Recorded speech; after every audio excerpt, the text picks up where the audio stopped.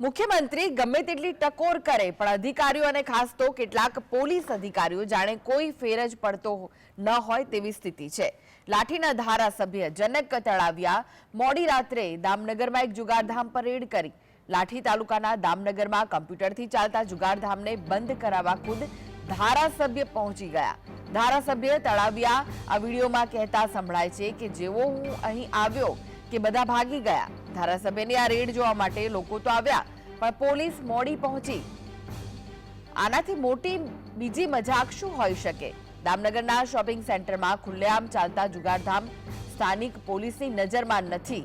સૌથી મોટો સવાલ એ છે કે શા માટે જુગારધામ પર એક ધારાસભ્યે રેડ કરવી પડે છે? મુખ્યમંત્રી ભલે અધિકારીઓને ગમે તેટલી ટકોર કરે પણ અધિકારીઓ સુધરવાના મૂડમાં જ નથી। હાઈકોર્ટ પણ વારંવાર બાબુશાહી અંગે ટકોર કરે છે પણ અધિકારીઓ તેને પણ ઘોળીને પી ગયા છે। આવી તો ગુજરાતની કેવી સ્થિતિ છે? લોકમુખે ચર્ચા છે કે જો અધિકારીઓ મુખ્યમંત્રીની ટકોરને પણ ન ગણકારતા હોય તો પછી ધારાસભ્યને શું ગણકારશે?